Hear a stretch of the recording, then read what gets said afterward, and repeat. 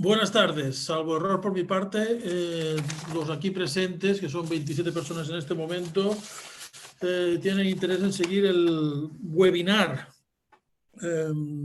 de Quatre Casas, con el apoyo del Comité Español de la Cámara de Comercio Internacional, sobre comercio exterior, retos y oportunidades. Me he puesto en marcha a las 4 en punto porque, según el programa del evento, entre las 4 y 4 y 10 tengo que hacer una presentación de la sesión. Seré mucho más breve porque tengo un defecto que hablo a toda velocidad. Pero sí que tengo que decir, antes que nada, dar las gracias a Quatre Casas por habernos hecho esta propuesta de un acto sobre una visión global, primero, del comercio internacional y después bajar al detalle de los obstáculos que se encuentran los exportadores y los importadores, en concreto, cuando pasan por la aduana. Ellos, que es decir, Quatre Casas, intervendrán a través de sus expertos en la materia, Alejandra Uset, Irene Montero Tapia, Nuria Nicolau. Yo haré solo el presentador y recogedor de preguntas al final de la sesión, y por parte de la Cámara de Comercio Internacional intervendrá Crispin Conroy, que es el director de la oficina permanente de la Cámara de Comercio Internacional en Ginebra, y no solo en Ginebra porque allí es un sitio bonito de estar, sino porque están las organizaciones internacionales, entre ellas el conjunto de organismos y órganos de Naciones Unidas y también la Organización Mundial del Comercio. Debo decir que este evento nació, si es que tiene algún nacimiento, cuando a principios de año, y no nos imaginábamos entonces que el año sería como ha sido, en un acto conjunto que hicimos con la Cámara de Comercio francesa sobre los Incoterms 2020, nos plantearon hacer algún tipo de evento sobre otro tipo de contenidos. Y nos planteamos, por ejemplo, algo sobre el tema de aduanas, regulación internacional, normativa aplicada al comercio exterior, etc. Quedó sobre la mesa, hubo el primer estado de alarma, pasó el verano y después ya empezamos a ponernos en materia para conseguir hacer esta presentación de hoy. Por tanto, insisto, doy las gracias a Quatre Casas por habernoslo propuesto en enero, por haber continuado con la idea después y por hacer de anfitrión de este evento. Por tanto, insisto, espero que todos ustedes saquen un provecho de esta sesión. Las preguntas hay que hacerlas por el chat. Yo me encargaré de ir haciendo una recapitulación al final de todas las preguntas, esperando que todas ellas tengan respuesta gracias a los ponentes. Si alguna quedara sin respuesta, en todo caso ya las enviaremos a posteriori por correo electrónico, porque sus datos han sido facilitados para poderse inscribir en este evento. Si me permiten, aunque sé que después Crispin Conroy hará una síntesis de la historia de la Cámara de Comercio Internacional, que por cierto se cumplen 100 años, el centenario empezó el año pasado, pero la inscripción en el registro de asociaciones francés se produjo en noviembre del 2020, por tanto esto nos da una visión panorámica de la Cámara de Comercio Internacional. Decía que, sabiendo que él hablará de la historia de la Cámara de Comercio Internacional, permítanme que hable un poco yo de las normas del comercio internacional, aunque sea muy someramente.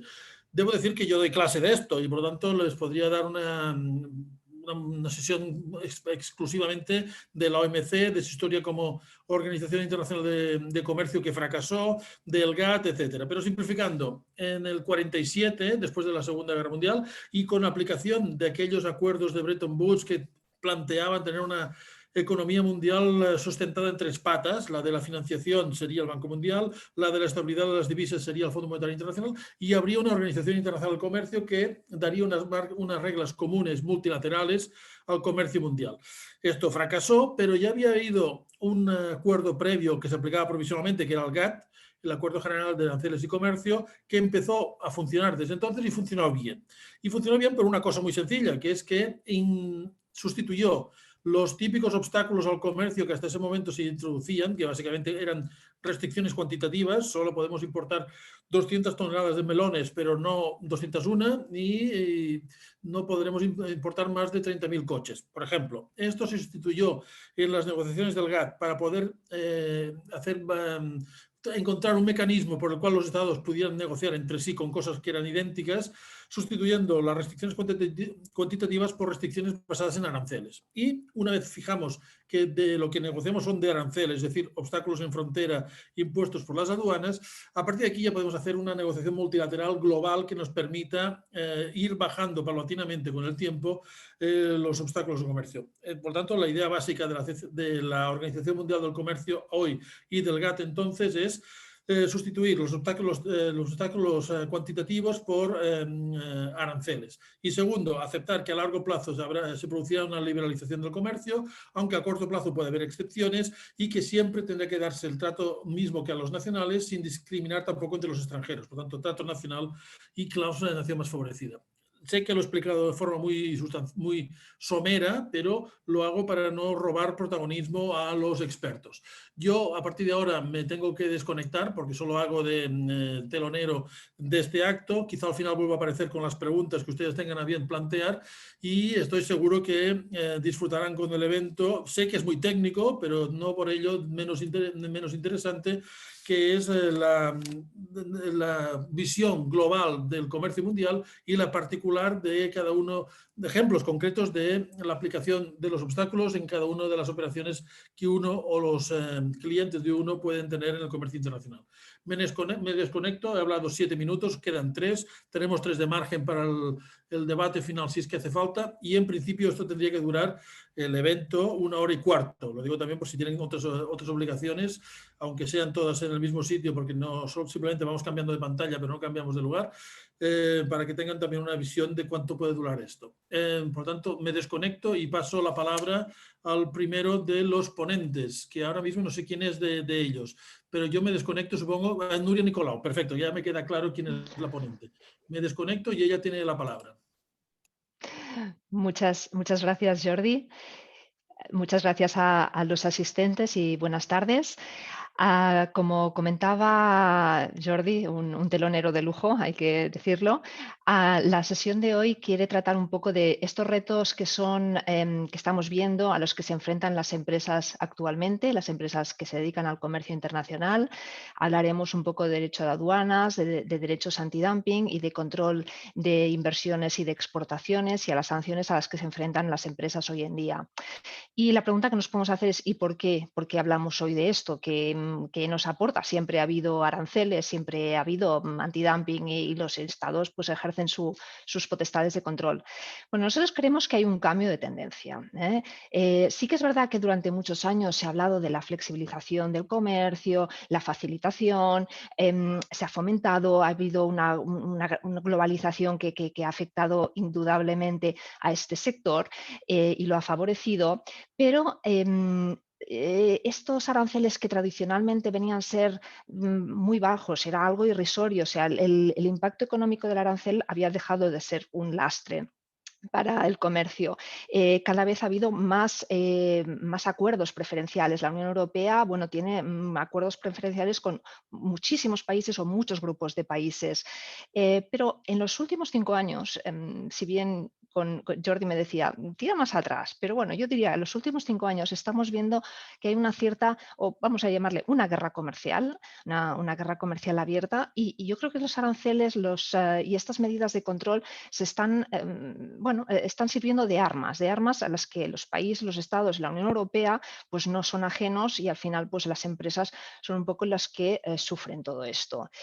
Sin ir más lejos, hace 2 semanas la Unión Europea ha aprobado unos derechos arancelarios sobre determinados productos que vienen de Estados Unidos del 25%, el cacao, el trigo, los cuadros de bicicleta, videojuegos, entre otros muchos, pagan a partir de ahora un 25% más. Y esto no es una medida propiamente arancelaria, no es una protección de determinada industria, es porque en el marco de una disputa que tienen acerca de aeronaves entre Estados Unidos y Europa, el caso pues, Boeing, Airbus en Europa. Por lo tanto, vemos que son elementos que están encima de la mesa y que los estados están utilizando. Una ilustración para ver un poco pues, esto que comentábamos. El volumen de operaciones del comercio internacional en el año 2019 llegó a ser de 19 billones de dólares. Billones entendidos como billones continentales, europeos continentales, millones de millones. Pero a mí lo que me parece más interesante es el dibujo de al lado, en el que se ve un poco cómo ha ido evolucionando estas exportaciones a nivel mundial. Así vemos que desde el año 2000 al 2018, al 2008, vemos que el crecimiento ha sido sostenido y con un bache en el 2009, todo el mundo sabe por qué, la crisis de la subprime, no podía ser de otra manera, pero luego vuelve a subir y vuelve a subir de tal manera que sobrepasa los niveles anteriores a la crisis. Sin embargo, a partir del 2014 vemos cómo esto se ralentiza y empiezan a haber ciertos altibajos. Y de hecho, también no solo baja en el 2016, sino que también del 2018 al 2019 vemos que hay una bajada en el volumen de exportaciones a nivel mundial. Un poco la OMC aquí, pues, que nos dice, ¿no? Dice, estamos ante diferentes factores, pero la disputa Estados Unidos-China desde luego no es ajena, tampoco lo es el Brexit y la salida de la Unión Europea, a los cambios de política monetaria de diferentes países. Es decir, estamos en unos momentos movidos de inseguridad y esto normalmente es algo que al comercio no le gusta y bueno, pues podemos ver esta situación. Pero ahora ya, sin más, analicemos un poco, vayamos al tema, al primero de los temas que vamos a atacar hoy, tema de aduanas, y veamos cuáles son estos aspectos que tenemos que saber cómo van a quedar afectadas las mercancías que entran o salen de la Unión Europea, entendido como la gran frontera que abarca los 27 países, ahora que ya pues, Reino Unido está fuera, si bien con periodo transitorio hasta final de año, pero ya somos 27 solo. ¿Y cuáles son estos tres primeros elementos que cualquier empresa que se dedique al comercio y tenga que mover sus mercancías de uno y otro lado de la gran frontera de la Unión Europea tiene que tener en cuenta? Primero, cómo se clasifican las mercancías que yo comercializo, cuál es el valor que tengo que declarar y cuál es su origen. Empezando por el último. Empezando por el último porque es fundamental. Hay que separar, en primer lugar, una cosa es la procedencia y otra es el origen. Procedencia es de dónde viene una determinada mercancía, pero no lo podemos confundir en ningún caso con el origen.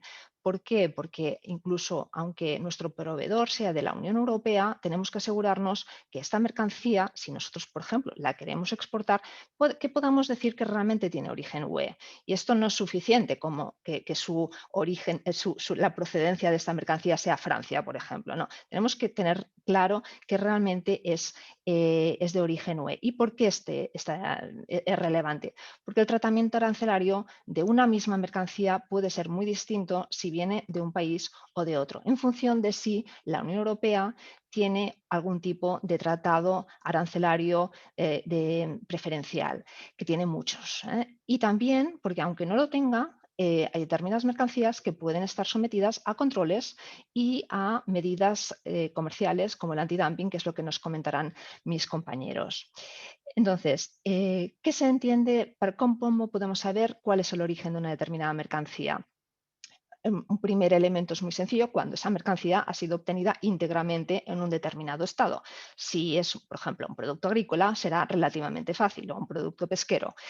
Cuando nos vamos a un producto más complejo, una manufactura, aquí ya podemos tener ciertas dudas, porque tenemos que ir ya a una regla fundamental, que es en qué estado se ha realizado la última transformación sustancial del producto.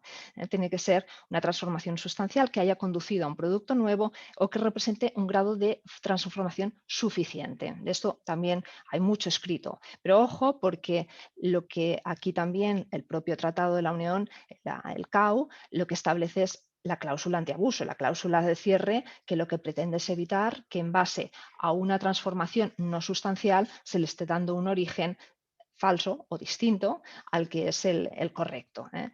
Para evitar pues, eludir determinadas medidas de política comercial o aranceles.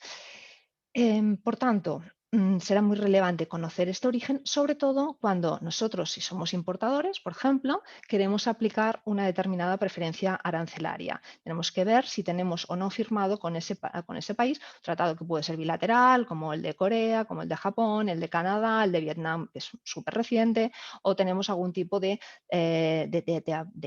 medidas unilaterales que toma la Unión Europea, por ejemplo, con los países SPG, tal como Indonesia, como India, como Bangladesh, en los cuales también se favorecen las importaciones de determinados productos que vienen de estos países.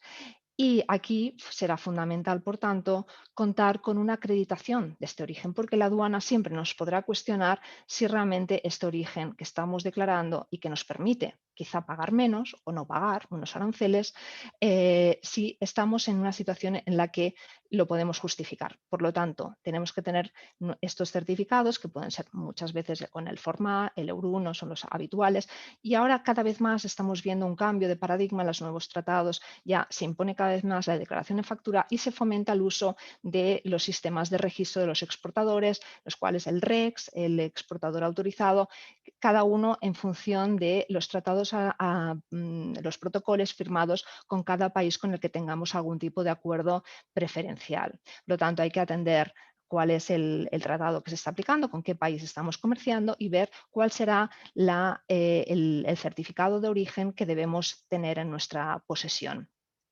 Estos sistemas que actualmente se están aplicando cada vez más, que son sistemas en los cuales pues, el propio exportador, el exportador puede decir en su factura que sí, oiga, yo certifico que este origen es tal, tiene una gran ventaja, se liberaliza, nos libramos un poco de la carga del papel, pero también, por otro lado, estamos pasando la carga de la prueba, en este caso, a los operadores. Y ojo, porque de alguna manera ya no podremos ampararnos que haya un error de las autoridades aduaneras en caso de conflicto. O sea que aquí de alguna manera tiene ventajas, pero también hemos de ser especialmente cuidadosos. Y como estamos en un momento en el que, o en una situación en la que la Unión Europea tiene muchísimos acuerdos preferenciales y los productos son infinitos y cada uno tiene sus reglas de origen y son complicadas, una herramienta que puede ser útil para los operadores es acudir a las informaciones vinculantes de origen, las IVO, que son quizá un poco más desconocidas que las IAVs, pero que tienen la ventaja que la aduana nos certifica por el plazo de 3 años que ese producto con el que estamos comerciando pues tiene un origen determinado y de alguna manera nos evitamos discusiones futuras. Otro consejo que podemos dar, tengamos siempre, aparte de esta documentación bien guardada, acreditar la trazabilidad de las mercancías. Es fundamental, por ejemplo, cuando nosotros importamos de fuera de la Unión Europea, compramos también dentro de la Unión Europea y luego exportamos. Ahora, actualmente hay bastantes comprobaciones de origen que no vienen de la Unión Europea, sino que vienen de los países donde estamos nosotros exportando, pero que se plantea si las autoridades del otro país se plantean si aquella importación que entró con un Euro 1, si realmente era un origen UE o no lo era. La aduana española nos lo va a requerir y lo va a analizar. Y si resulta que no es UE y no se hace un informe desfavorable, claro, como exportación nosotros no tendremos que pagar nada, pero sí que nuestro cliente estará muy sorprendido de saber que aquello que importó pues, no podía ampararse con el origen UE y por lo tanto tenemos un conflicto comercial pues, puede ser grave, además de que las autoridades del país de destino pueden empezar a cuestionar nuestras declaraciones de origen.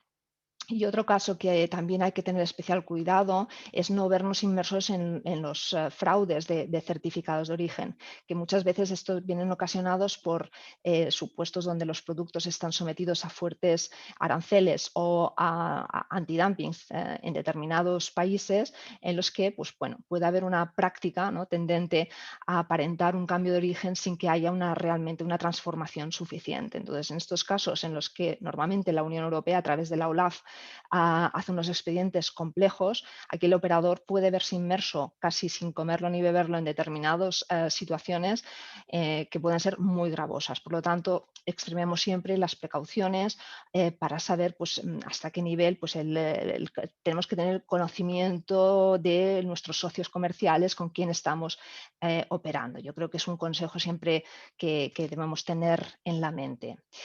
Y ya sin más pasamos al siguiente punto, que sería el segundo gran pilar de las aduanas, el valor. ¿Por cuánto tenemos que declarar? La regla general es sencilla, es el precio de la factura, y siempre hay que tener en cuenta que es la última transacción que es la que da entrada de los bienes en la Unión Europea. Antes del CAO, antes del año 2016, había la posibilidad de aplicar el valor en factura en ventas anteriores cuando se acreditaba que estaban sin ninguna duda eran ventas tendentes a la exportación a la Unión Europea. Esta posibilidad desapareció con el nuevo CAO y por lo tanto hay que estar a la última venta en la que tiene la entrada en la Unión Europea. A partir de aquí, nosotros tenemos una factura, la declaramos en el DUA, pero ojo, porque la norma nos especifica que habrá que sumarle determinados elementos y otros habrá que restárselos. Por ejemplo, hay que sumarle el valor del transporte hasta la aduana o hay que restarle el valor del transporte hasta la fábrica, por ejemplo, pues, si hay un transporte interno dentro de la Unión Europea. De aquí también decimos la importancia de los Incoterms. Tenemos que saber muy bien cómo hemos pactado con nuestros proveedores, quién se hace cargo de qué, para saber lo que se tiene que declarar en el DUA. Y ojo que no nos confundamos, una cosa es el valor a efectos de aduanas, de efectos arancelarios, y otra es a efectos de IVA, que a veces van juntos y a veces tenemos un poco la tendencia de, oye, es lo mismo, vamos a poner el mismo valor. No siempre es lo mismo y a veces el IVA es un poco engañoso porque con aquello de que es neutro y que nos lo vamos a poder deducir, pues bueno, a veces hay que ser cuidadoso porque no siempre es tan neutro y a veces nos puede dar un susto. Ahora simplemente estamos en noviembre, pequeño recordatorio para todas aquellas empresas que se dedican a las exportaciones. Se acaba el plazo para solicitar el IVA diferido, que es es una pequeña herramienta que nos puede facilitar un poco la vida y es más sencillo, al menos financieramente es más interesante estar en este sistema. ¿Cuáles son aquellos puntos en los que la aduana hace especial hincapié? Bueno, pues por un lado, tema de cánones, tema de royalties cuando pagamos por una licencia por el uso de una marca, por ejemplo. Esto es una fuente de discusiones infinita y actualmente la aduana está con un plan de inspección en el que se está mirando si se le han de sumar o no se han de sumar los cánones y los royalties. Desde el año 2011 tenemos una serie de sentencias, sentencia Adidas, sentencia Samsung, sentencia Ford, interesantes en las que se analizaba hasta qué punto pues, los cánones que se pagaban a un licenciante, pagamos por un lado a un licenciante y por otro lado le compramos a un fabricante en un tercer país, hasta qué punto estaban correlacionados y eran condición para la venta el pago de este canon y este royalty, porque si es condición para la venta y está relacionado con la importación de la mercancía, tendremos que sumarle. Pues bueno, en estos casos, aquí la jurisprudencia ha flexibilizado mucho y ha venido lo que pretende es el análisis de los contratos. Hay que analizar el contrato que se tiene con el licenciante, el contrato que se tiene con el fabricante y ver hasta qué punto este licenciante tiene un control, tiene una vinculación, tiene vinculación entendida desde el punto de vista de control del producto, porque si solo es un control de calidad, ahí no será un canon que deberá sumarse. Pero esto hay que hilar fino y tener muy claro cuándo se le debe sumar o no. Pero bueno, en cualquier caso, es un tema en disputa. Actualmente, además, con el nuevo CAO, la aduana considera que aquella jurisprudencia ha perdido vigencia, porque ha habido algunos cambios, pero nosotros consideramos que así todo no es tan ni claro ni meridiano que se tenga que sumar y, por lo tanto, todavía hay margen para la discusión. Otro tema interesante son los intangibles. ¿Se tienen que sumar? ¿No se tienen que sumar? Hay una sentencia muy reciente no sé si es de septiembre o de octubre, del Tribunal de Justicia de la Unión Europea en el caso BMW, en el que la empresa europea enviaba un software a su fabricante fuera de la Unión Europea, que lo incluía, lo entregaba gratuitamente, lo incluía dentro del pack, del sistema de control, que volvía como convertido en una mercancía para la importación. Y en este caso, el valor de este software declara el Tribunal de Justicia de la Unión Europea que debe sumarse al valor en aduanas. A mí esta sentencia me parece un poco sorprendente porque, de hecho, aquí estaríamos hablando de algo que se ha producido dentro de la Unión Europea y, por lo tanto, podríamos pensar que no se le debería sumar, pero, sin embargo, el tribunal se entrega de manera gratuita, pero es fabricación Unión Europea, pero el tribunal pues, se ha decantado por la solución opuesta. Por lo tanto, pues un tema también a valorar y a tener en cuenta. Y otro tema muy relevante son cuando hay una vinculación entre las partes, una vinculación entre el importador y el exportador, porque en estos casos la regla general del precio en factura decae si se demuestra que este precio se ha visto alterado por esta situación de vinculación. Y entonces, en este supuesto, ¿qué nos encontramos? Pues que habrá que buscar otro mecanismo. Y bueno, esto también puede ser una fuente de problemas a tener en cuenta para poder justificar cuál sería este valor de mercado. Y muchas veces, además, puede haber una cierta dicotomía entre lo que son los precios de transferencia en el impuesto sobre sociedades y el valor en aduanas. Si nos ajustan, por ejemplo, a la baja los precios de transferencia porque la inspección nos ha regularizado el impuesto sobre sociedades, ¿podríamos pedir una devolución de los derechos de aduana porque me han ajustado los valores? A la baja tendría lógica, ¿no? Si yo he adquirido por un precio menor, pues también a efectos de aduana debería pagar menos. Bueno, pues esto lo pregunta una empresa alemana, Hamamatsu, y sin embargo tuvo la sorpresa que se le dijo que no. El Tribunal de Justicia de la Unión Europea le dijo que no podía solicitar esta devolución de aranceles. ¿Qué podría haber hecho, ¿no?, la compañía para evitar una situación así? Bueno, pues para eso podríamos acudir a la declaración simplificada. Las declaraciones simplificadas que están previstas en el CAU están la Dirección General de Tributos ha previsto que podamos pedirlo a través de este sistema. Por lo tanto, podríamos estar en una situación más fácil, más sencilla para ajustar y que haya una coherencia entre una cosa y otra.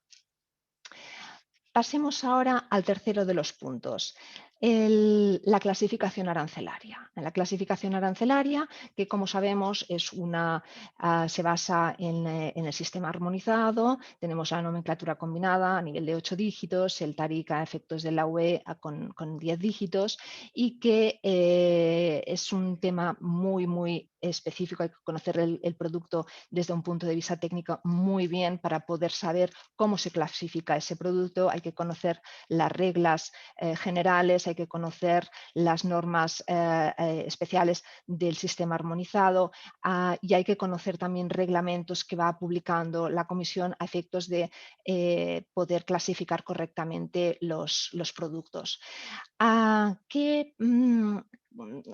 Dentro de las reglas generales que nos encontramos a nivel para clasificar los productos, pues bueno, hay que tener en cuenta que normalmente primará la especialidad frente a aquella partida más genérica, cuando haya dudas entre si un producto se ha de clasificar en uno u en otro, y normalmente las dudas suelen surgir más bien cuando estamos en productos que vienen en formato de surtidos, aquellos productos que están mezclados, los productos combinados. En estos casos es cuando puede plantearse cuál de las dos materias que forma parte de este producto único o este surtido único que hay que clasificar en una sola partida es la que debe primar. Bueno, pues se buscará pues aquella que le confiera su carácter esencial, pero cuando no es posible encontrar cuál es el carácter esencial, pues bueno, hay una regla de cierre que nos lleva a la partida más alta. Por orden de numeración se coge la partida más alta. Las discusiones con la agencia tributaria, con las aduanas, suelen ser básicamente porque que se clasifica clasifican en una partida más económica que la aduana suele pretender.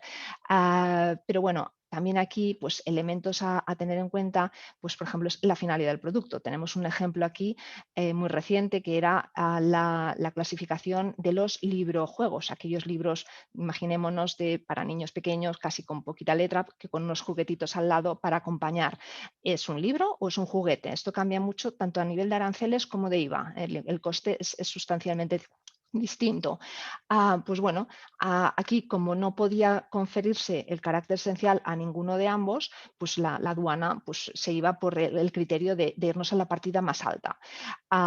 Los tribunales aquí han ido a un criterio más finalista, es decir, ¿para qué se adquiere? ¿Se adquiere para jugar o se adquiere para que el niño pequeño que todavía no sabe leer adquiera el hábito de la lectura cuando sea más mayor? Bueno, pues yendo con esta finalidad y teniendo en cuenta que era una editorial y que ese producto contaba con un ISBN, pues se ha decantado por considerar que son libros. Por supuesto, es un tema muy casuístico, habrá que ver cada producto en concreto y no se puede generalizar. Y por eso, ante las dudas que pueden plantearse en estos casos, puede ser útil precisamente las IAVs, es el equivalente de las IVOs para clasificación arancelaria. Esto nos puede dar aquella seguridad de que lo estamos clasificando de manera correcta. Y ya una vez tengamos claro qué estamos importando, cómo lo estamos clasificando, cuál es el valor que le tenemos que dar y cuál es el origen, si lo que queremos es entrar en la Unión Europea y pues despachar la libre práctica, pues ya está, se podrá consumir. Pero ¿y si no sabemos qué hacer o si queremos hacer otra cosa distinta? Bueno, pues para eso están los regímenes especiales que yo creo que vale la pena conocer y utilizar porque se puede optimizar muchísimo la cadena logística, se puede optimizar desde un punto de vista fiscal todo lo que estamos haciendo. Pues, por ejemplo, si lo que pretendemos es trasladar una mercancía que no es comunitaria, pero que está atravesando la Unión Europea, pues bueno, pues no paguemos impuestos, no paguemos aranceles, lo que tenemos que hacer es acogerla a un tránsito. O si lo que queremos es importar una mercancía que la vamos a transformar y luego la exportaremos, lo que podemos plantear podría ser un perfeccionamiento activo. O bien, si una mercancía no tenemos claro quién la va a comprar y no sabemos si finalmente la comprará alguien o a lo mejor la acabaré reexportando, pues a lo mejor me interesa tenerlo un tiempo en un depósito. Por eso es importante analizar cuáles son estos regímenes para poder ver si me son de utilidad y usarlos adecuadamente. A tener en cuenta, son regímenes muy formalistas, requieren de autorización, requieren de garantía habitualmente, hay que llevar una serie de registros y este formalismo a veces quizá no se lleva a veces con la puridad que debería, que sería exigible, pero bueno, no nos desesperemos porque los tribunales también han entrado un poco en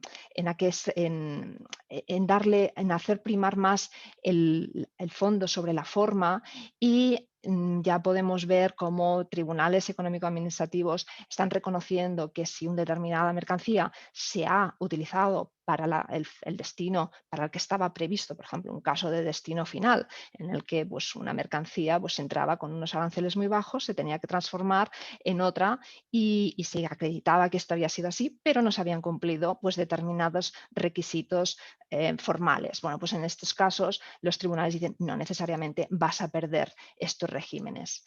Y ya para acabar, también recordemos ya desde un punto de vista de simplificaciones, para eso también hay una serie de autorizaciones, muchísimas, no es el objetivo aquí enumerarlas ni entrar a debatir, habrá que ver cada caso concreto qué es lo más interesante, pero sí que mencionar el OEA, el operador económico autorizado, que es la certificación reina o estrella por antonomasia, que es aquella autorización que puede ser de simplificación o de simplificación y seguridad, solo de seguridad, en la que el operador, aparte de otras ventajas que pueda darle esta autorización, pues demuestra que es un socio fiable, tanto de la aduana como de los demás socios comerciales que pueda tener de toda la cadena logística.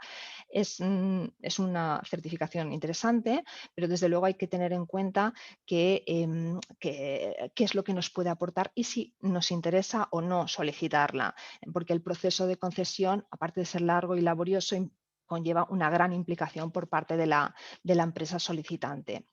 Por lo tanto, hay que analizarlo muy bien si nos interesa o no nos interesa o si nos podemos acoger a otras simplificaciones más útiles en cada caso. Y ya para acabar y antes de darle paso a Alejandro, simplemente como claves de una buena gestión aduanera, revisemos el origen de los productos, tenemos las pruebas de origen, estamos clasificando bien cuál es el valor declarado, estamos aplicando bien los ajustes, tenemos vinculación y quizá no es el precio en factura. Verifiquemos si el régimen que estamos utilizando es el más óptimo, si tenemos todas las autorizaciones en regla, si estamos aplicando todos los beneficios arancelarios que podríamos por cuestiones de origen y sobre todo guardemos toda la documentación porque recordemos que la Administración tiene 3 años para revisarnos, 4 para el IVA y por lo tanto es importante mantener todo esto para el futuro. Y ya sin más doy paso a Alejandro, que nos va a explicar controles administrativos. Muy bien, muchas gracias, Nuria. Buenas tardes a todos. Bueno, vamos a hablar en los próximos 12-15 minutos del régimen de sanciones internacionales y yo creo que lo primero que es necesario es una pequeña aclaración terminológica porque es un concepto que puede inducir a confusión. Son sanciones internacionales aquellas medidas coercitivas que aplican los estados frente a personas o entidades que se consideran una amenaza para la paz y la seguridad mundial, ¿no? Y es evidente que los que aquí nos encontramos no somos el target o los potenciales destinatarios de ese tipo de sanciones. Por tanto, conocer el régimen de sanciones internacionales va más con conocer cuál es el régimen o en qué medida aplican estas sanciones internacionales al comercio exterior y particularmente en qué medida esto puede conocerlo, suponer que analicemos la estrategia de penetración en determinados mercados teniendo en cuenta este aspecto. El régimen, si pasamos a la siguiente diapositiva, veremos que es un contenido que es muy casuístico y que está permanentemente actualizado, porque las sanciones internacionales operan como barreras comerciales, pero en un escenario en la geopolítica actual en donde las tensiones comerciales y geopolíticas cada vez más van en aumento, es cada vez mucho más común que distintos estados, bien directamente o a través de organizaciones internacionales, sometan a control de las transacciones comerciales exteriores que hacen sus nacionales a regímenes muy complejos en cuanto al control. Y eso implica, en primer lugar, el establecer o regímenes de sanciones internacionales que establecen, por ejemplo, catálogos de bloqueo o congelación de determinados activos. Es decir, hay normas que prohíben poner en disposición de determinados sujetos determinados activos. También existen normas que lo que hacen es someter a prohibición o bien a una previa autorización o bien a restricciones el comercio de determinados productos petrolíferos, químicos, armas, productos de doble uso, etcétera. Y luego también existe un régimen que lo que prohíbe es participar o tener relaciones con países o con personas sancionadas de carácter financiero o la prohibición de concertar operaciones de crédito.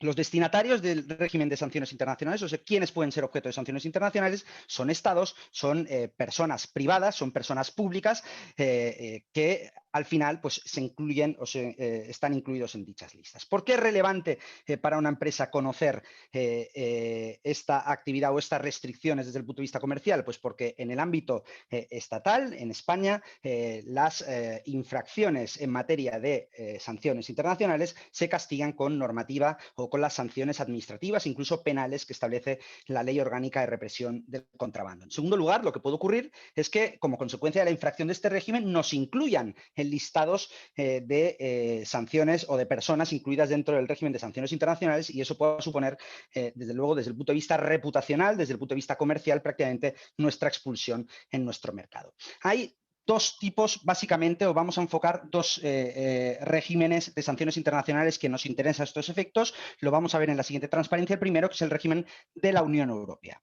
En el régimen de la Unión Europea, vosotros en esta presentación aparece un link que es el mapa de sanciones que ha aprobado la Unión Europea respecto de determinados países y respecto de determinadas personas y que son de aplicación a todas las empresas que están en el ámbito de aplicación del reglamento comunitario que regula toda esta materia y que tienen su sede en cada uno de los Estados miembros.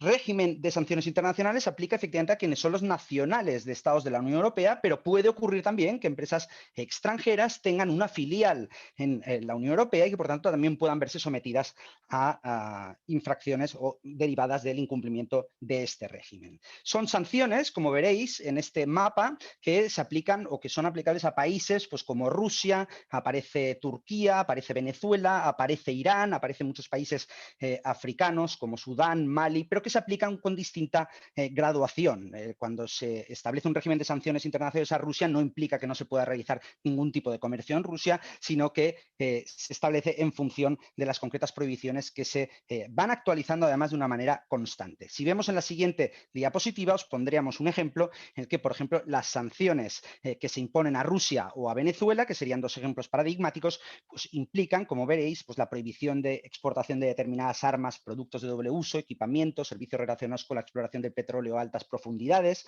o bien la sujeción de autorización previa con petróleo, con respecto de otros productos, como la industria extractiva del petróleo, y lo que principalmente exista, y eso es muy importante que lo tienen que tener en cuenta las empresas, son personas y entidades sobre las que pesan distintas medidas financieras. Con Venezuela ocurre 3/4 de lo mismo, hay una prohibición general de exportar determinados productos como armas o objetos que puedan ser empleados por el gobierno venezolano para la represión interna, o bien, por ejemplo, exportar equipamientos de telecomunicaciones que puedan ser empleados para la interceptación de comunicaciones o de Internet. También existe, y este es un caso famoso que salió a la luz pública con el tema relacionado con Delcy Rodríguez, ¿no? Pues existen determinadas personas o entidades de Venezuela que tienen prohibida la entrada en el territorio de la Unión Europea y son medidas que, por tanto, deben cumplirse por parte de los Estados. Si pasamos a la siguiente diapositiva, lo que veremos es cuál es el régimen que se establece en Estados Unidos. Y en Estados Unidos hay que tener en cuenta que hay países que están sancionados por la Unión Europea y no por Estados Unidos y viceversa, con lo cual eso crea un régimen que debe tenerse en cuenta porque en la medida en la que son destinatarios de las sanciones impuestas por Estados Unidos, todos aquellos países, entidades o personas que tienen su sede en Estados Unidos o que puedan tener incluso filiales en Estados Unidos, en ocasiones se puede producir la divergencia entre el régimen de sanciones europeas y de sanciones de Estados Unidos. El régimen de sanciones de Estados Unidos funciona a través de un organismo que se denomina la OFAC, la Foreign Office Asset Control, que es una oficina dentro del Departamento del Tesoro, que es el que controla con amplísimos medios y con un amplísimo poder el cumplimiento de la normativa de sanciones internacionales desde la óptica de Estados Unidos. En el caso que aparece en la transparencia, es un caso que salió a la luz pública y se publicó por la propia OFAC, el banco francés BNP Paribas fue sancionado hasta con 8.000 millones de dólares de multa y la prohibición de hacer transacciones con dólares a partir del 1 de enero del año 2005 por haber infringido determinadas normas de sanciones estadounidenses, a pesar de ser un banco francés, pero por el hecho de tener filiales que operan en Estados Unidos. La principal característica también de las sanciones impuestas por Estados Unidos es que tienen efectos extraterritoriales, es decir, Estados Unidos pretende que no solo cumplan las sanciones los nacionales o las personas que están incluidos dentro de su ámbito de aplicación, sino también otras personas o entidades como podrían ser los nacionales de la Unión Europea. Y esto ha creado, y lo veremos en la siguiente diapositiva, una reacción por parte de la Unión Europea que ha dado lugar a la aprobación del llamado reglamento de bloqueo, reglamento antídoto, cuya objeto es proteger a aquellas empresas, a aquellas entidades que, pues como consecuencia del cumplimiento de la normativa de la Unión Europea, no se vean perjudicadas por posibles sanciones o represalias que pudieran imponer las autoridades estadounidenses. Todo este régimen se regula en un reglamento de la Unión Europea que además fue reactivado con ocasión del levantamiento de la suspensión de los efectos de la llamada ley Helms-Burton, la ley que permite a nacionales de Estados Unidos el reclamar o nacionales que fueron expropiados por la antigua régimen cubano de reclamar frente a aquellas entidades que se aprovecharan de determinados bienes que fueron confiscados. Este es una norma que está en el marco de un programa de sanciones que se establecen a Cuba que no reconoce la Unión Europea y que por tanto protege a los nacionales de los Estados miembros. en todo ese tiempo no ha dado más que hacer este esbozo simplemente para tener en cuenta que existen estos regímenes, que es importantísimo que conozcan las empresas, sobre todo que realizan operaciones de comercio exterior, y que sepan cuando tienen intereses tanto en Estados Unidos como en Europa, esos regímenes pueden divergir y pueden estar sometidos a determinadas situaciones en las que tengan que optar por el cumplimiento o no de un determinado régimen, y es muy importante, de ahí nuestras recomendaciones que van en tres sentidos. En primer lugar, que el régimen relativo a las sanciones internacionales se tengan en cuenta en los modelos de prevención de riesgos legales, en los programas de compliance por parte de las empresas, que haya un análisis en función de la actividad de las empresas genérico de riesgos, que luego se implanten tanto a nivel contractual como a nivel de políticas de la compañía normas que establezcan una serie de prevenciones para evitar incurrir en regímenes o infracciones del régimen de sanciones internacionales, que se sensibilice a todas aquellas empresas que tienen capacidad de decisión y gestión en las operaciones que puedan tener un potencial riesgo y que en ocasiones pues no conocemos, y por tanto de ahí el peligro de incurrir en esas infracciones. Y finalmente lo que recomendamos es que tras la realización de esos análisis, cuando una operación determinada genere dudas o genere riesgos que considera la empresa por el hecho de que puedan aparecer determinados sujetos los cuales no se tiene la total seguridad sobre si pueden estar o no relacionados con las medidas sancionadoras impuestas por los estados, que evidentemente se analicen concretamente la operación y que se establezcan incluso cláusulas a nivel contractual que protejan a la empresa en la cadena comercial que vaya trazando, pues para evitar precisamente el incumplimiento de dicho régimen. Tras la explicación de estas recomendaciones, lo que vamos a hacer es pasar a nuestra compañera Irene Moreno Tapia, que explicará el régimen y las políticas de antidumping. Muchas gracias. Hola, muy buenas tardes a todos. Efectivamente, yo me voy a referir a otro frente que tiene muchísima relevancia en el ámbito del comercio internacional, que es el de las medidas de defensa comercial que establecen determinados países o territorios, como es el caso de la Unión Europea, y bueno, que en general se refieren a las medidas antidumping y medidas antisubvención. Aunque son dos procedimientos muy distintos, solemos referirnos a este capítulo con el término genérico de antidumping. Concretamente en la Unión Europea, el Consejo, el Parlamento y la Comisión Europea tienen competencias para imponer medidas arancelarias a determinadas operaciones de importación de productos que vienen originarios de terceros países, que por las condiciones en las que estas operaciones se producen, pues causan un especial perjuicio a la industria de la Unión Europea en el sector de que se trate.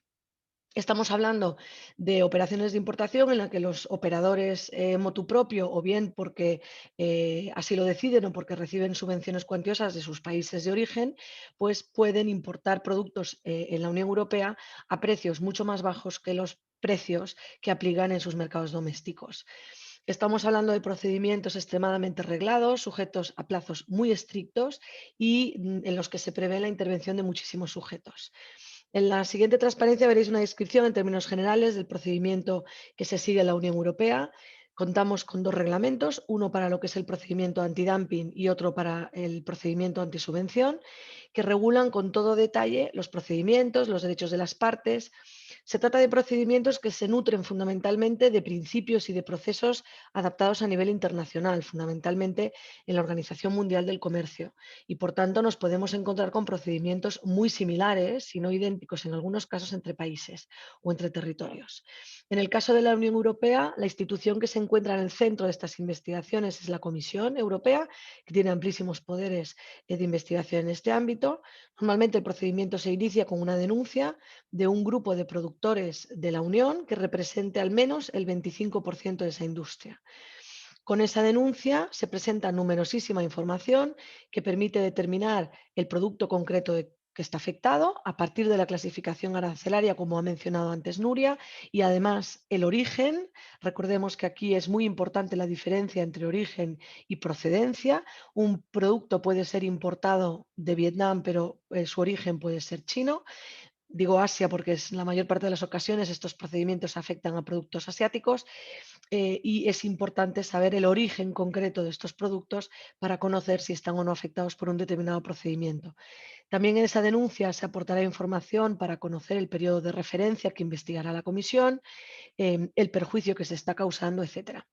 Una vez iniciado el procedimiento, se procede a una publicación en el diario oficial de lo que se llama la Notice of Initiation o la comunicación de inicio, que es la que va a determinar todos los plazos que seguirán a continuación, plazos que son extremadamente breves y en la mayor parte de los casos son perentorios. Y por tanto, si no se reacciona a tiempo, posteriormente, pues será muy difícil, si no imposible, realizar determinadas actuaciones que deberían haberse realizado al principio. Esto es especialmente relevante cuando se quiere cooperar o se quiere intervenir activamente en el procedimiento, debe hacerse en un momento muy al principio de la investigación.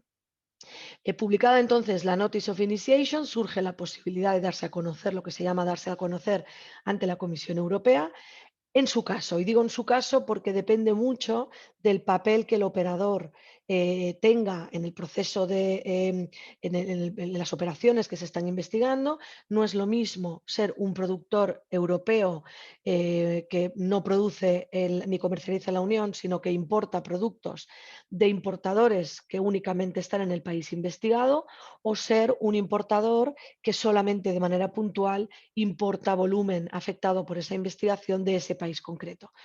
Son situaciones muy distintas y es en ese momento, cuando se publica la Notice of Initiation, cuando debe decidirse si se va a intervenir, si vale la pena intervenir o no. Los formularios que hay que completar, la información que hay que proporcionar es inmensa y en ocasiones simplemente no vale la pena intervenir, pero como digo, depende de la posición que se tenga en las operaciones investigadas. Por tanto, todos estos sujetos son invitados a participar. Hay un formulario estándar para cada uno de los operadores: productor no vinculado con importadores, productor vinculado con importadores. Cuando digo importador me refiero al operador extranjero que está importando producto en la Unión Europea. También tenemos los importadores que no están vinculados con ningún operador en la Unión Europea.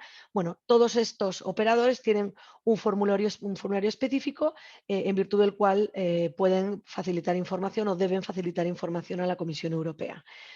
En el caso especialmente de los importadores, es decir, aquellos operadores que están importando en la Unión a partir de los países extranjeros investigados, pues ellos, la cooperación es muy importante porque por lo general la cooperación implica recompensa. Los que cooperan con la Comisión Europea se les aplicará un tipo en función de su situación, bien sea porque su situación específica merece un tratamiento específico o bien porque han formado parte de lo que se llama un sampling, han facilitado información a la Comisión Europea como miembros de ese sampling y por tanto se les recompensa con un tipo distinto al residual, que es por lo general el tipo en el que se incluyen todos los operadores que no han intervenido en el procedimiento. Para que os hagáis una idea, en el caso de las bicicletas eléctricas que se cerró el año pasado, pues había el tipo más bajo de los que se aplicaban a los cooperadores era un 10%, mientras que el tipo residual era un 70% del valor en aduana, con lo cual la diferencia puede ser significativa y en el caso de estos importadores pues nos podemos encontrar insisto, los exportadores de países terceros pueden tener muchísimo interés en hacer valer su posición y beneficiarse de un tipo más bajo. Sobre la base de la información que se aporte al procedimiento o que se recopile durante el procedimiento, la Comisión tendrá que analizar el precio de exportación del producto, el valor normal, que es el precio en el mercado doméstico, el perjuicio que esas importaciones a ese precio están teniendo respecto a la industria en la Unión. Se compara la evolución de los precios con el volumen de las importaciones versus cómo ha evolucionado las ventas de la industria europea y finalmente se analiza si la correspondencia entre esos datos tiene un nexo de causalidad. La comisión sobre esa base cuantifica el importe del dumping, tiene que corresponderse concretamente con el perjuicio concreto que se está causando a la industria de la Unión.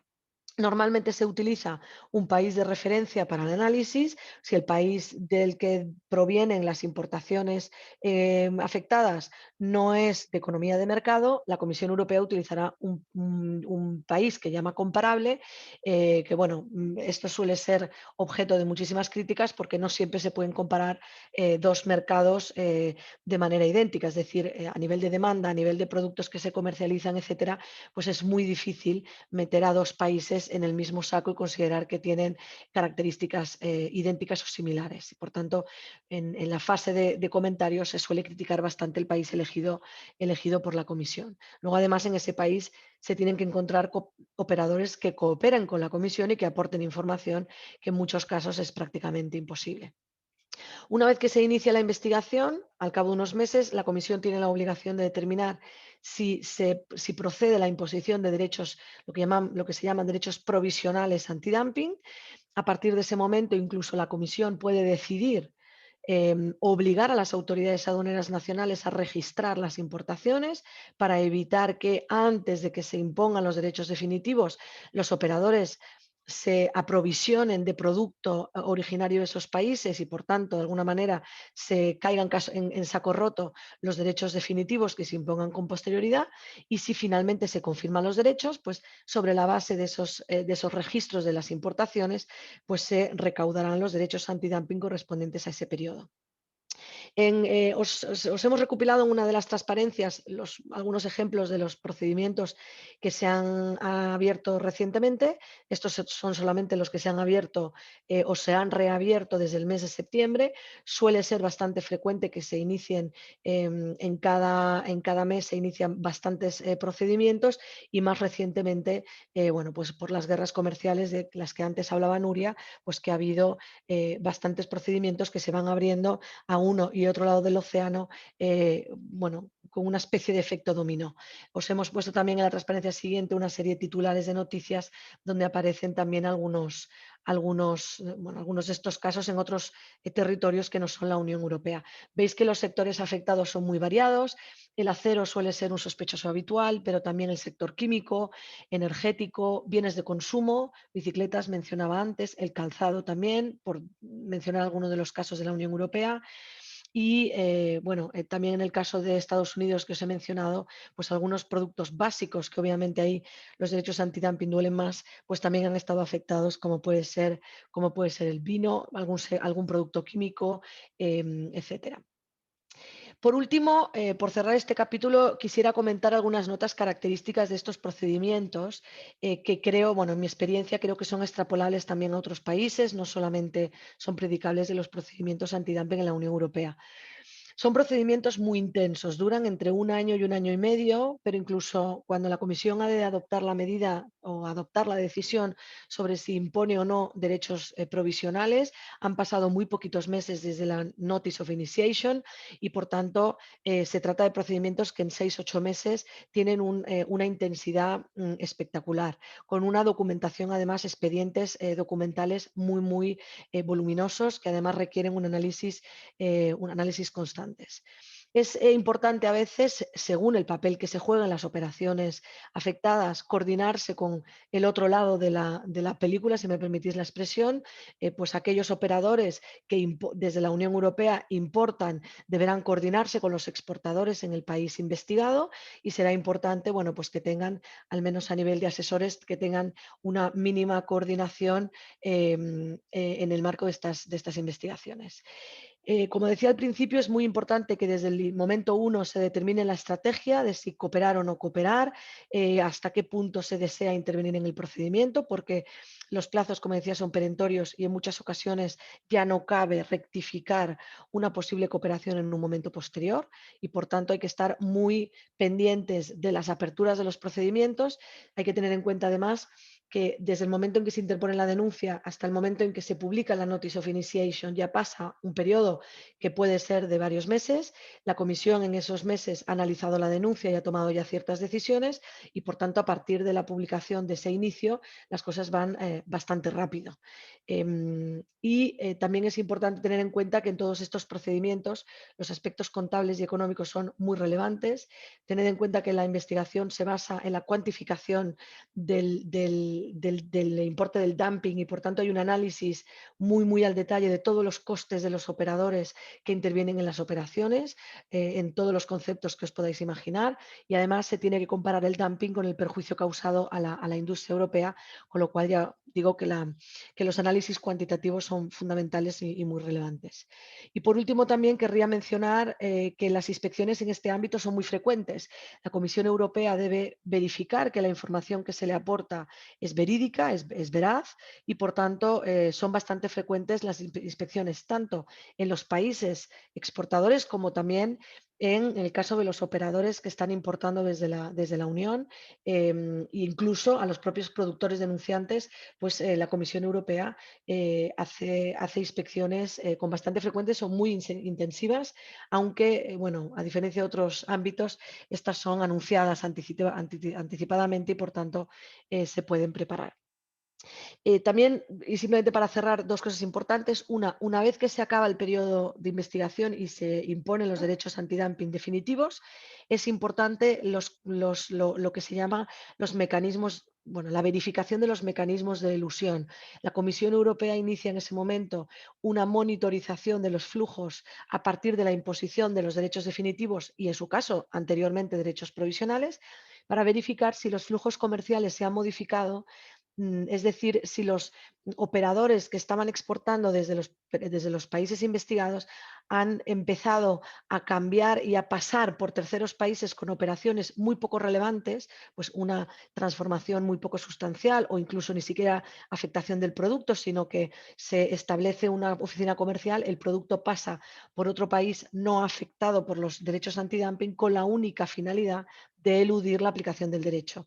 En ese caso, si la Comisión detecta que ha habido estos cambios de flujos y que por tanto sospecha que ha habido elusión de los derechos antidumping, reabrirá el caso para incluir estos países en la aplicación de los derechos antidumping. Y por último, el segundo elemento que quería mencionar, que es todos estos reglamentos que imponen derechos antidumping son recurribles ante los tribunales de la Unión y en algunas ocasiones, por todo el impacto que todas estas medidas pueden tener a nivel nacional, puede ser relevante tomar la decisión de impugnar un determinado reglamento, porque no impugnarlo puede suponer pues asumir la legalidad de ese reglamento. Cuando posteriormente se van a impugnar medidas a nivel nacional, nos damos cuenta de que habríamos querido cuestionar la procedencia de la normativa, de la norma europea. Por mi parte, esto es todo lo que tenía que contaros. Yo sin más cedo la palabra a Crispín Conroy de la CCI. Crispín, cuando quieras. Muchas gracias, Irene. Una pregunta, ¿tenemos que terminar a las 5:15 en punto o tengo un poco más de tiempo? Hay margen.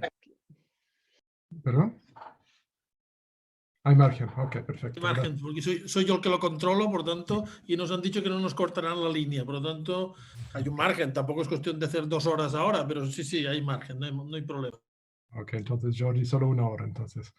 Gracias por la invitación a participar como ponente hoy, particularmente a Jordi y ICC España y Cuatro Casas, y por la posibilidad de compartir la situación actual de la Organización Mundial de Comercio, OMC, y el rol que juega la Cámara de Comercio Internacional, ICC. Como ha sido mencionado, yo soy el director representante de ICC en Ginebra. Permítanme comenzar presentándoles brevemente a ICC. Fue fundada en 1919 y hoy representa a más de 45 millones de empresas en más de 100 países. ICC emitió una declaración el pasado año para renovar su compromiso y su visión, coincidiendo con el centenario de la organización. La declaración del centenario está disponible en el sitio web de ICC, al igual que el trabajo que actualmente realizamos en nombre de nuestros miembros en respuesta a la crisis de la COVID-19. ICC tiene su sede en París, así como una serie de oficinas en lugares que facilitan el contacto con otras organizaciones internacionales como Ginebra, Bruselas y Nueva York. He mencionado que ICC está presente en más de 100 países a través de una red construida por comités nacionales, como ICC España, de la cual Jordi es el secretario general, y son los puntos de vista y la experiencia de nuestros comités nacionales y de sus miembros quienes dirigen el trabajo de ICC. Mi rol en Ginebra es representar la voz del mundo empresarial en la OMC y las agencias de Naciones Unidas. Esto quiere decir que asegurando que los puntos de vista y preocupaciones de las empresas sean tenidos en cuenta cuando nuevas regulaciones y políticas son desarrolladas y ayudando a que los planes de estas organizaciones tengan sentido desde el punto de vista comercial. Con este rol nos aseguramos también de que la red de ICC está al tanto de los últimos desarrollos en temas que afectan a las empresas. Nuria, podemos pasar al próximo slide, por favor. Y también el próximo. Ahora voy a presentar de manera breve a la OMC. La OMC es una de las instituciones económicas más importantes a nivel global. Fue instituida en la década de los 90 y cuenta con 164 países miembros, con su director general y secretaría en Ginebra. La OMC tiene un rol clave y central en la promoción del libre comercio y la apertura de los mercados. Cuando los estados acceden a la OMC, ellos negocian accesos a mercados para que sus empresas puedan convertir concesiones comerciales en oportunidades de negocios. El objetivo principal de este sistema, basado en reglas y regulado por la OMC, es asegurar que los mercados se mantengan abiertos y libres y que el acceso no sea interrumpido por medidas arbitrarias que afectan el comercio. En su rol, la OMC tiene mandato en la regulación del comercio internacional, lo que le confiere poder de redacción de normas, monitoreo y resolución de disputas, lo cual se conoce como los 3 pilares de la organización. Las empresas, como destinatarias finales de estas normas internacionales, tienen un pronunciado interés en que el sistema de comercio internacional funcione de manera eficaz, transparente y justa. Nuestra interacción principal con la OMC es a través de la oficina de ICC en Ginebra y la sede en París, y nuestras políticas están basadas en los puntos de vista de las compañías miembro que participan en la Comisión de Comercio e Inversión de ICC. Ahora, después de esta apertura, quiero prover algunos puntos más específicos de la situación actual de la OMC. En este punto es difícil decidir qué es mejor, si comenzar con las buenas o con las malas noticias. Nuria ya mencionó algunos de los retos que enfrenta la OMC, como las disputas entre estados importantes en materia comercial, como son Estados Unidos y China, de las cuales oímos de manera frecuente en los medios de comunicación, o las tensiones entre Estados Unidos y Europa, con el capítulo más reciente enfocado en el tema de subsidios de Estado otorgado a Boeing, que mencionó también Nuria. Cabe resaltar que estas tensiones preceden la pandemia de COVID-19 y también el mandato de Trump. Por ejemplo, las preocupaciones de Estados Unidos sobre el sistema de resolución de disputas en la OMC son conocidas desde hace tiempo, incluyendo en la presidencia de Obama. Como ya comenzamos por este lado, voy a continuar con las malas noticias. Y quizás el más importante es la opinión generalizada de que la OMC no está a la altura de trabajo que debe realizar. Por lo tanto, además de los retos que el comercio mundial está experimentando a causa de la crisis causada por COVID-19, la OMC se encuentra bajo presión considerable para mejorar su desempeño. Han sido muchas las voces que han expresado que la OMC no tiene un propósito adecuado para el siglo XXI y que no es lo suficientemente ágil para desarrollar reglas comerciales aptas para la economía moderna y para manejar temas de gran importancia para las empresas, quienes son las destinatarias finales del sistema, como mencionamos anteriormente. Ahora, si miramos los 3 pilares que conforman la base del trabajo de la OMC, vemos que no se han adoptado nuevas normas en los últimos años. El control de las normas existentes es discontinuo. El mecanismo de resolución de conflictos está bloqueado a causa de las reservas en torno al funcionamiento del órgano de apelación, en este caso pues, los Estados Unidos, pero es un punto reconocido por muchos otros. Y finalmente la selección del nuevo director general, que parecía ir de manera adecuada, ha sido bloqueado de nuevo por Estados Unidos. El requerimiento del OMC de que las decisiones se tomen por consenso ha causado que no pueda aprobarse ninguna decisión cuando hay uno o más países miembros que deciden bloquearla. Y esto ha generado estancamiento e inacción. Y en el contexto de la pandemia actual, la opinión general es que el OMC ha respondido de manera inadecuada.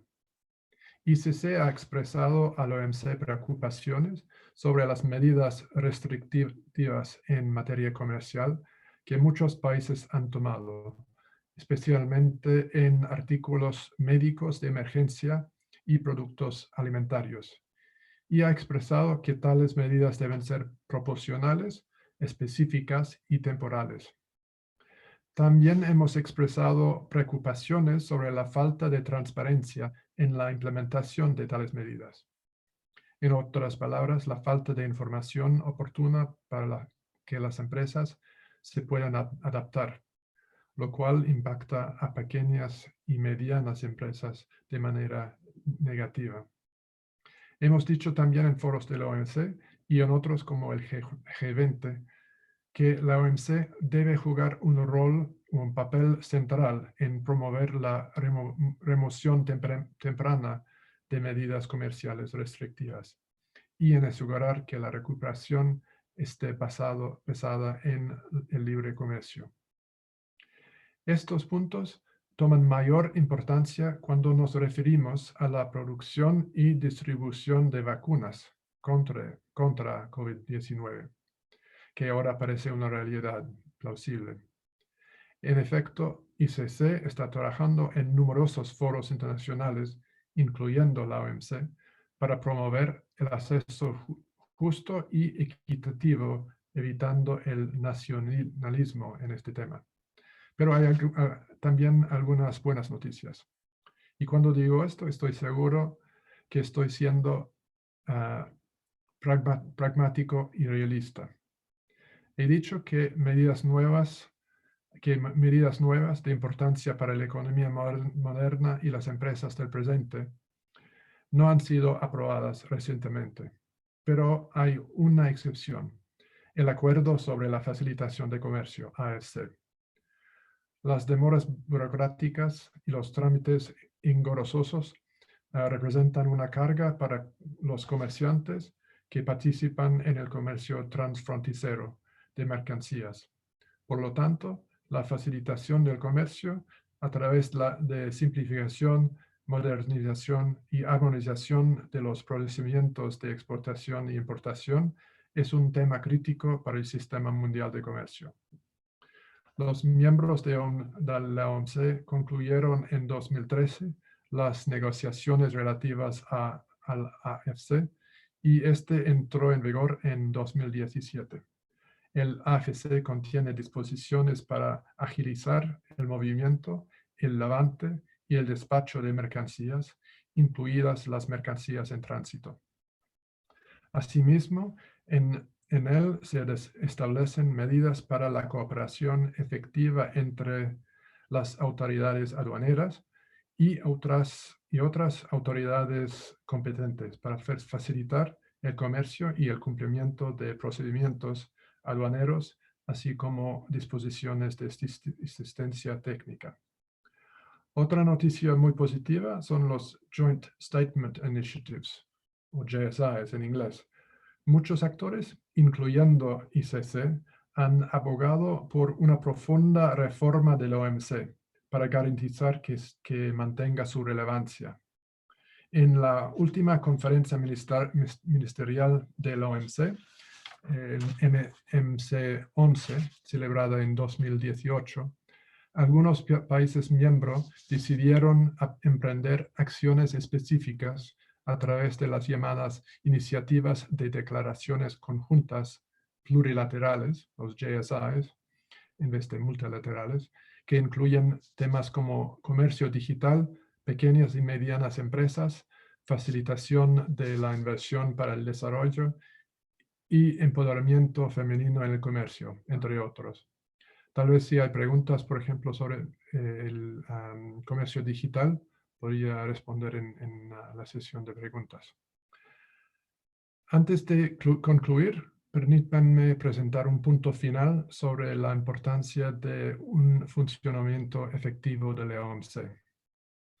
La existencia de reglas globales provee certeza, predictibilidad y consistencia a las empresas. Estas generan un campo de juego similar para todas las empresas, cualquiera sea su tamaño y su ubicación. Bueno, eso es la teoría, y en su mayoría también funciona en la práctica. Sin estas reglas globales, adecuadamente monitoreadas, los países podían imponer al libre albedrío restricciones arbitrarias sobre artículos específicos provenientes de ciertos países. Podría además generarse una proliferación de inconstantes reglas nacionales y regionales, lo cual es una pesadilla para exportadores y importadores. Permítanme concluir diciendo que no hay duda alguna que la OMC está enfrentando serios retos. Sin embargo, yo creo, y ojalá de manera realista y no idealista, que la mayoría de países ven el beneficio y apoyan firmemente un sistema internacional de comercio estable basado en reglas aceptadas a nivel global.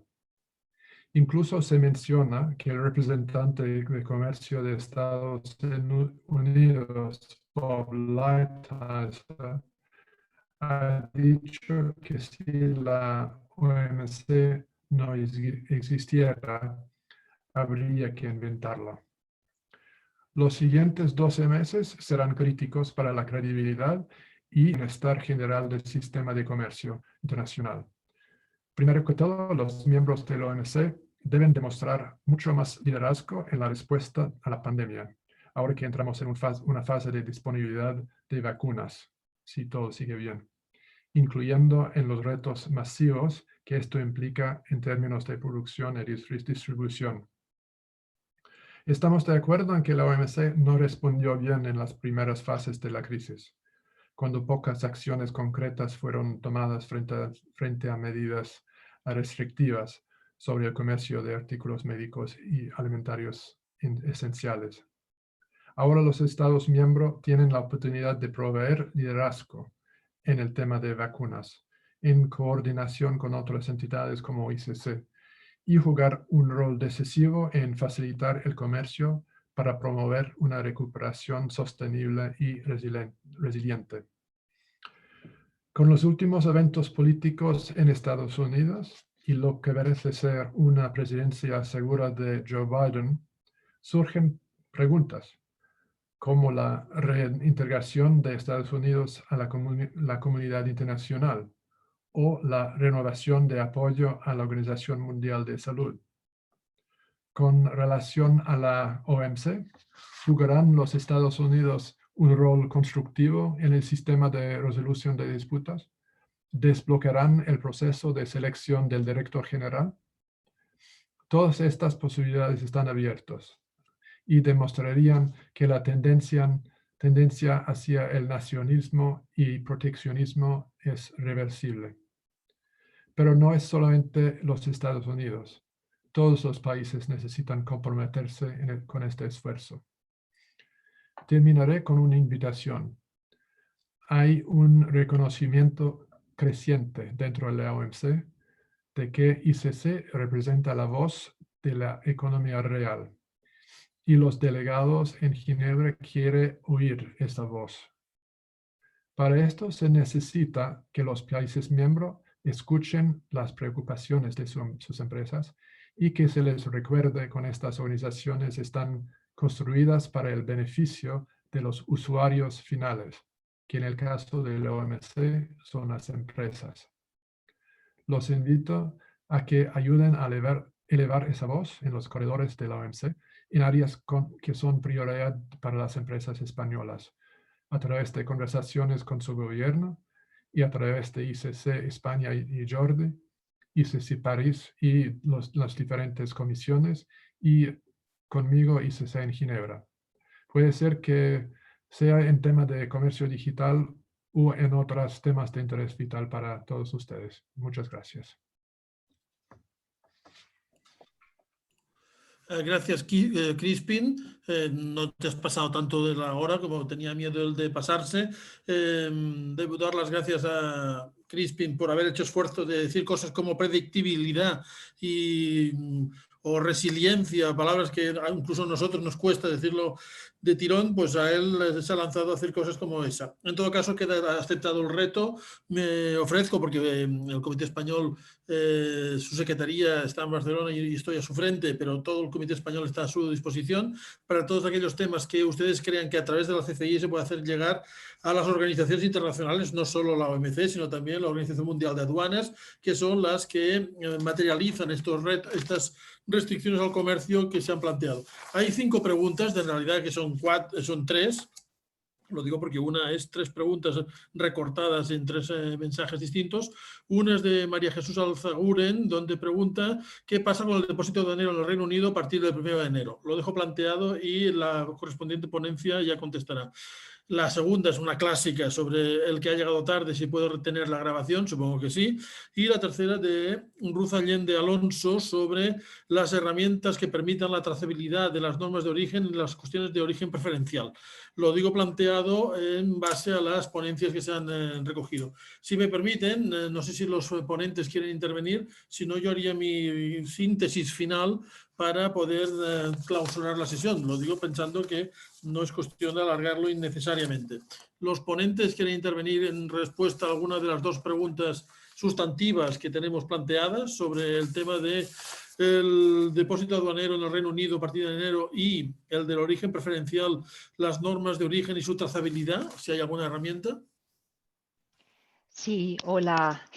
En relación con el tema del depósito aduanero en el Reino Unido, comentar por un lado que en principio está previsto que durante todo el régimen transitorio ahora estamos actuando como si no hubiera pasado nada, pero que al fin del periodo transitorio todos aquellos bienes que estén en una situación de depósito temporal, o bien está previsto que o bien tengan que reexportarse o bien se tendrán que dar de alta en un régimen aduanero propio ya de Reino Unido, porque ahora de momento entiendo que estamos hablando de una situación en la que estamos actuando amparados por algún tipo de autorización concedida por un Estado miembro de la Unión Europea. Entonces habrá que hacer un movimiento ahora al final del periodo transitorio para o bien pedir una autorización ya a las autoridades aduaneras de Reino Unido, que además son muy activas y me consta que tienen ya muchas reglas sobre los regímenes que van a aplicar. Yo la verdad es que aquí no puedo entrar a decir cuáles son exactamente,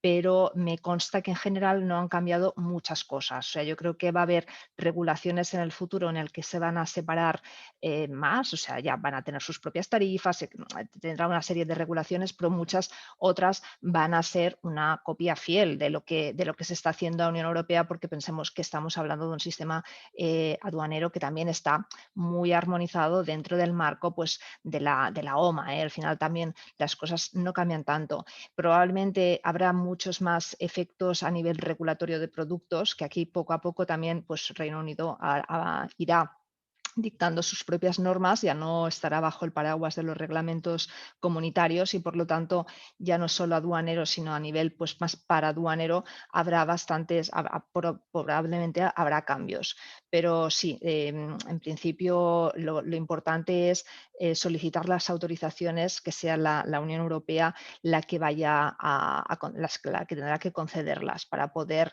operar en el país de Reino Unido. Habrá que actuar con un representante tanto aduanero allí, en fin, estas cosas como si fuera un tercer país. Y por otro lado, el tema de la trazabilidad, yo creo que aquí es muy importante tener un sistema de gestión de stocks.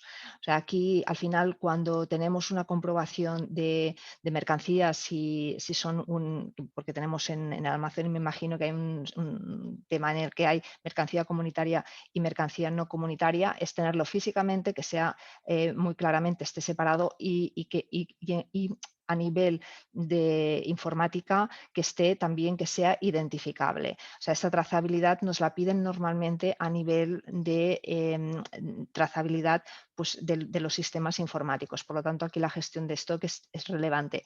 Si estamos ante una mercancía que es fungible y es difícilmente separable entre unas y otras, aquí se me ocurre que un sistema que puede ser interesante es solicitar una autorización de separación contable, que nos permite que aunque la separación física sea prácticamente cuando es imposible o es muy difícil, porque al final se acaba mezclando todo, porque se acaba, pues yo estoy pensando en un material como podría ser pues, el cobre, ¿no? Que se mezclan materiales y acabas pues, haciendo un material, se compra chatarra y acaba saliendo cobre, pues aquí es difícil poderlo distinguir. Pues a lo mejor la separación contable nos podría, ¿no? Que es como una contabilidad de existencias muy específica para esto, nos podría ayudar.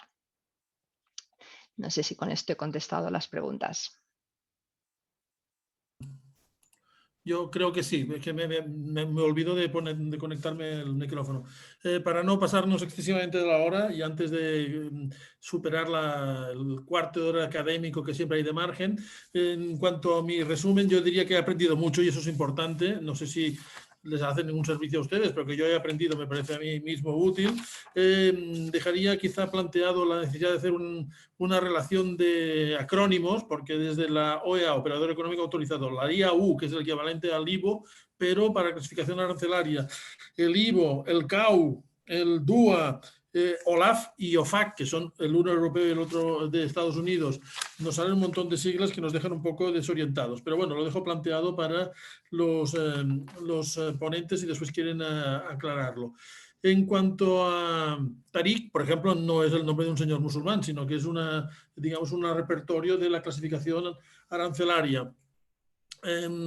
No, ya sé que no somos el target de las sanciones internacionales, afortunadamente, pero si alguien tiene ganas de serlo, pues lo experimentará en su propia piel. Y me gusta haber aprendido que hay una cláusula de antiabuso y un reglamento antibloqueo.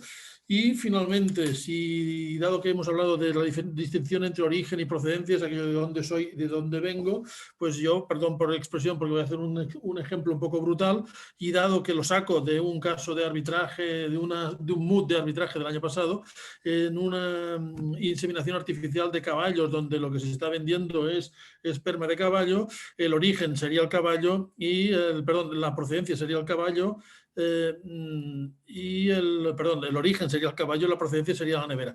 Lo digo para dar una visión un poco práctica de lo que estamos diciendo. Por mi parte, sería la forma de terminarlo. Ya sé que queda un poco impactante, lo digo para los que nos hemos quedado hasta el final, para que tenga un buen recuerdo de la sesión. Queda una pregunta adicional. Nos repreguntan sobre el origen preferencial.